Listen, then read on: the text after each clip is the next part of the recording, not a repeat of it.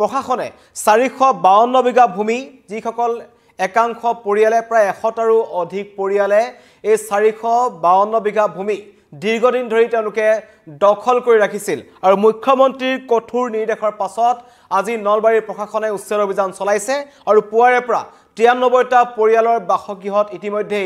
bulldozer চলোৱাৰ কাম আৰম্ভ হৈছে দৃশ্যাংশ আহি পৰিছে আৰু তাৰ মাজত উচ্ছেদিতৰ মাজত হাহাকাৰ এদৰে বুলডোজাৰ লগাই সেই চৰকাৰী ভূমি বেদখল কৰা পৰিয়ালসমূহৰ ঘৰসমূহ ভাঙি পেলোৱা হৈছে একাংশ পকা ঘৰ তাত নিৰ্মাণ কৰা হৈছিল আৰু অভিযোগ অনুসৰি প্ৰায় 1980 চনমানৰ পৰাই এই মাটিখিনি দখল কৰিছিল একাংশ সন্দেহযুক্ত নাগৰিকে এটা তেওঁলোকৰ মাজত কণ্ডাকটা লাগিছে প্ৰশাসনৰ কঠোৰ নিৰাপত্তাৰ মাজত এই উচ্ছেদ অভিযান চলিছে কাৰণ একাংশ ইয়াৰ আগত যিবোৰ অভিযান চলিছিল উচ্ছেদ অভিযানৰ সময়ত একাংশ সন্দেহযুক্ত নাগৰিকে আৰক্ষী প্ৰশাসনক আক্ৰমণ কৰিবলৈ উদ্যত হোৱাৰো উদাহৰণ আছে তেনে ক্ষেত্ৰত এবাৰ প্ৰশাসনে কোনো ধৰণৰ ৰিস্ক ল'ব বিচৰা নাই এদৰে কেবাখনো বুলডোজাৰ আহিছে প্ৰশাসনৰ আৰক্ষী শীৰ্ষ বিষয়া উপস্থিত আছে দণ্ডাধীশ উপস্থিত আছে আৰু তেওঁলোকৰ উপস্থিতিত প্ৰায় 93টা পৰিয়ালক তাৰ পৰা উচ্ছেদৰ কাম ইতিমধ্যে আৰম্ভ হৈছে আৰু এই সময়ছোৱাত যি 82 বিঘা ভূমি আছে এই 82 বিঘা ভূমি আজিৰ ভিতৰত সেইসমূহ বেদখল মুক্ত কৰা হ'ব আৰু লক্ষ্য আছে 452 বিঘা ভূমি বেদখল কৰিব লাগিব চিন্তা কৰক নলবাৰীৰ বৰক্ষেত্ৰীৰ যিটো বাকৰিকুছি অঞ্চল আছে সেইবোৰ খিলঞ্জীয়া লোকৰ মাটি আছিল দীৰ্ঘদিন ধৰি তাত পৰি আছিল আৰু পৰৱৰ্তী সময়ত এটাকৈ পৰিয়াল আহিছিল যিবোৰ সন্দেহযুক্ত নাগৰিকৰ পৰিয়াল ইতিমধ্যে তেওঁলোকৰ ক'ৰ পৰা আহিছিল তেওঁলোকে কাৰ পৰা মাটি ক্ৰয় কৰিছিল তেওঁলোকৰ কোনো ধৰণৰ মাটিৰ পট্টা নাই দীৰ্ঘদিন ধৰি এই চৰকাৰী ভূমিসমূহ তেওঁলোক বহি আছিল আৰু ইয়াৰ পূৰ্বেও তেওঁলোকক প্ৰশাসনে উচ্ছেদৰ জাননী জাৰি কৰিছিল উচ্ছেদৰ জাননী দিয়াৰ পাছত কেইটামান পৰিয়ালে সেই স্থান এৰি পেলাই আঁতৰি গৈছিল কিন্তু অধিকাংশ পৰিয়ালেই সেই অঞ্চলৰ পৰা আঁতৰি যোৱা নাছিল তাতে থিতাপি লৈ আছিল কিন্তু আজি খুৱাপাতিৰ পৰা উঠাৰ আগে সেই ব্যক্তিসকল পুৱা উঠাৰ আগে প্ৰশাসনৰ বুলডোজাৰ তাত উপস্থিত হৈছিল লগতে CRPF আৰু নলবাৰী আৰক্ষীৰ বৃহৎ এটা দল তাত গৈছিল আৰু ইতিমধ্যেই অপ্ৰীতিকৰ ঘটনা ৰোধৰ বাবে ঘটনাস্থলীত 163 BNS ধাৰা জাৰি কৰা হৈছিল আৰু আৰক্ষী নিৰাপত্তাৰক্ষীৰ সমৰসজ্জাৰ মাজত পুৱাৰে পৰা উচ্ছেদ অভিযান চলিছে একাংশই কান্দিছে আপোন ঘৰখন হেৰুৱাই কিন্তু প্ৰশাসনৰ যি কঠোৰ নিৰ্দেশ আছিল যে ৰাজ্যত বেদখল কৰি থোৱা চৰকাৰী ভূমিসমূহ বা সত্ৰ মন্দিৰ এনেকুৱা নামঘৰ ভূমিসমূহ শীঘ্ৰেই উচ্ছেদ কৰা হ'ব আৰু গোৱালপাৰাটো মুখ্যমন্ত্ৰীয়ে কিছুদিন পূৰ্বে এটা মন্তব্য কৰিছিল একে ৰচিদ আলিমে যাতে তেখেতক সমালোচনা কৰিছিল তেতিয়া তেওঁ কৈছিল কংগ্ৰেছে যিমান সমালোচনা কৰিব বিৰোধীয়ে যিমান সমালোচনা কৰিব চৰকাৰে সিমানেই উচ্ছেদ অভিযান চলাব আৰু কেৱল নলবাৰী বৰপেটাই নহয় গোৱালপাৰাই নহয় ৰাজ্যৰ যি অঞ্চলত চৰকাৰী ভূমিত একাংশ বা বনাঞ্চলৰ ভূমিত একাংশ লোকে নিজৰ ঘৰ নিৰ্মাণ কৰিছে তেওঁলোকৰ ঘৰসমূহ এইদৰে বুলডোজাৰ লগাই ভাঙি পেলোৱা হ'ব কিন্তু পুৱাৰ পৰা এই যি নলবাৰীৰ বৰক্ষেত্ৰীৰ বাকৰিকুছি আছে তাত থকা এই 93টা পৰিয়ালৰ মাজত হাহাকাৰ লাগিছে তেওঁলোকৰ এটা প্ৰশ্ন আমি হঠাৎ কলৈ যাম আমি হঠাৎ ইয়াৰ পৰা আমাক যি বেদখল মুক্ত কৰা ইয়াৰ পৰা উঠাই পঠোৱা হৈছে আমাৰ ছাত্ৰ ছাত্ৰীসকলৰ বা আমাৰ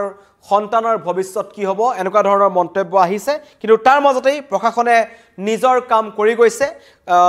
একাংশ লোকক তাৰ পৰা আঁতৰাই পঠোৱা হৈছে আৰু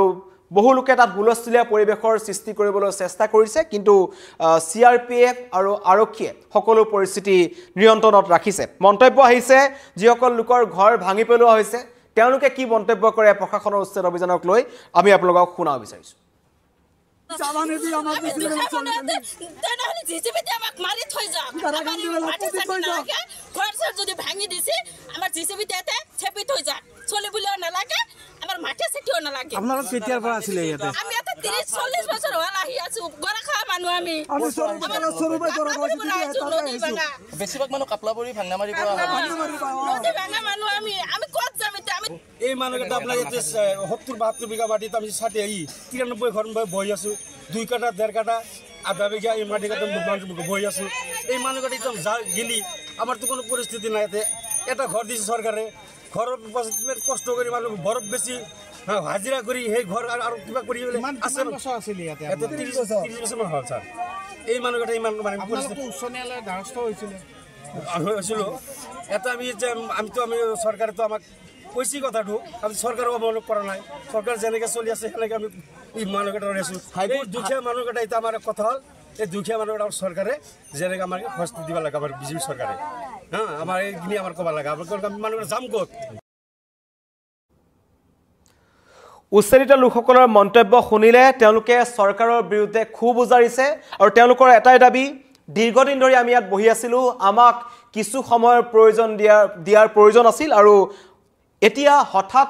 উচ্ছেদ অভিযান চলাত তেওঁলোক বিপদত পৰিছে এই মন্তব্য এইসকল উচ্ছেদিত লোকৰ কিন্তু তেওঁলোক ক'ৰ পৰা আহিছিল তেওঁলোকক ইয়াত কোনে বহিবলৈ দিছিল তেওঁলোকে তাত খাজনা দিছিল নে নাই তাৰ কোনো নথিপত্ৰ তেওঁলোকৰ হাতত নাই যাৰ কাৰণে চৰকাৰে এইসকল লোকক সন্দেহযুক্ত নাগৰিক বুলি ইতিমধ্যে চিনাক্ত কৰিছিল আৰু এই অঞ্চলবোৰৰ পৰা তেওঁলোকক খেদি পঠিওৱা হ'ব বুলি মুখ্যমন্ত্ৰীয়ে ইয়াৰ পূৰ্বেই এটা স্পষ্টীকৰণ দিছিল আৰু বেদখলকাৰীৰ কাৰণে কোনো ধৰণৰ অসম চৰকাৰে চিন্তা নকৰে এই ধৰণৰ মন্তব্য মুখ্যমন্ত্ৰীৰ ফালৰ পৰা বিৰোধী বিশেষকৈ কংগ্ৰেছ আৰু বিৰোধীসকলে ৰাজনীতি কৰিছে কিন্তু চৰকাৰৰ স্পষ্ট ঘোষণা চৰকাৰৰ ভূমিত যোন বহিব তেওঁলোকক তাৰ পৰা উচ্ছেদ কৰা হ'ব সেয়া বনাঞ্চলৰ ভূমি হওক সত্ৰ নামঘৰৰ ভূমি হওক বা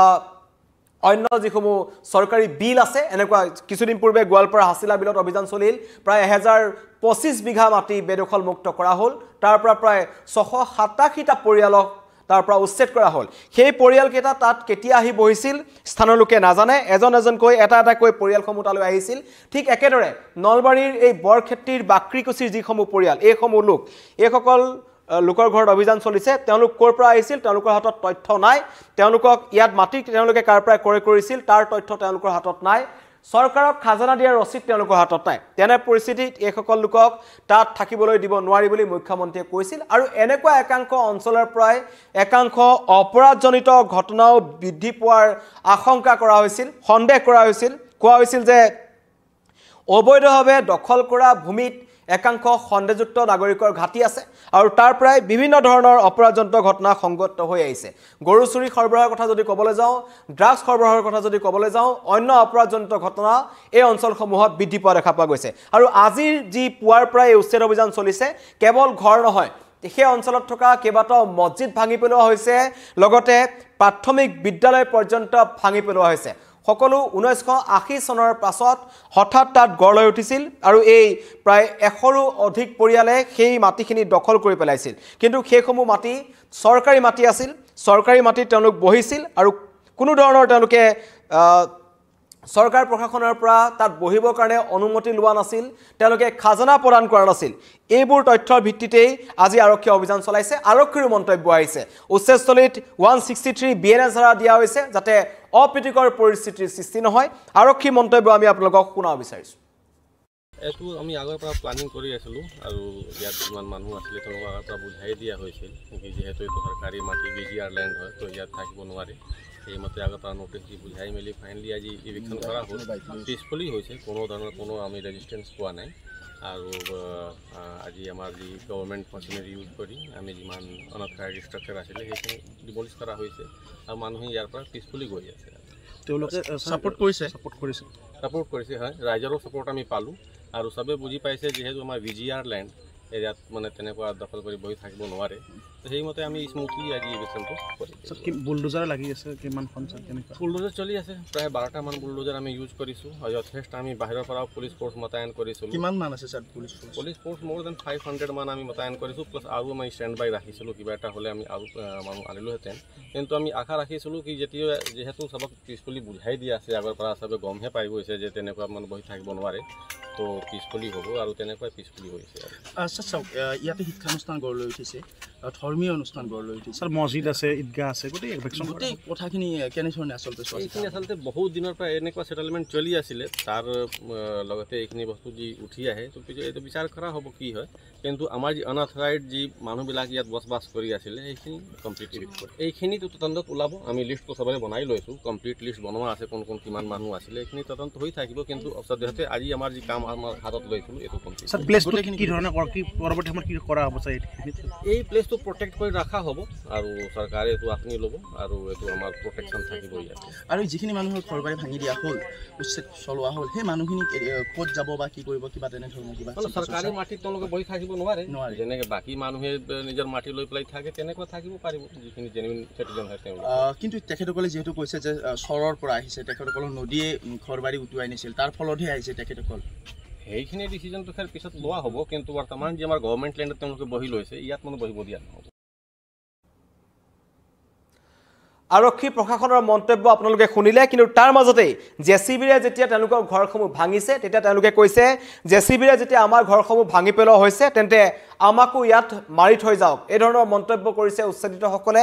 কান্দোনৰ ৰুল উঠিছে কিন্তু তাৰ মাজতে চৰকাৰে নিজৰ কাম কৰিছে প্ৰশাসনে নিজৰ কাম কৰিছে আৰু যি ধৰণে মুখ্যমন্ত্ৰীৰ নিৰ্দেশ আছিল মুখ্যমন্ত্ৰীয়ে কঠোৰ নিৰ্দেশ দিছিল প্ৰত্যেকখন জিলাৰ আয়ুক্তক যি জিলাসমূহত যিসমূহ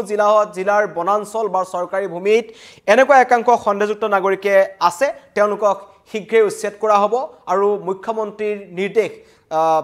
কথাই কথাই পালন কৰিছে নলবাৰী প্ৰশাসনে গোৱালপাৰাত অভিযান চলিল তাৰ পাছত এতিয়া নলবাৰীত চলিছে নলবাৰীৰ বৰক্ষেত্ৰীৰ বাক্ৰিকুচিত ইতিমধ্যেই প্ৰায় 93টা পৰিয়ালক উচ্ছেদ কৰা হৈছে 82 বিঘা ভূমি ইতিমধ্যে বেদখলমুক্ত কৰা হৈছে কিন্তু প্ৰশাসনৰ লক্ষ্য 452 বিঘা ভূমি ধন্যবাদ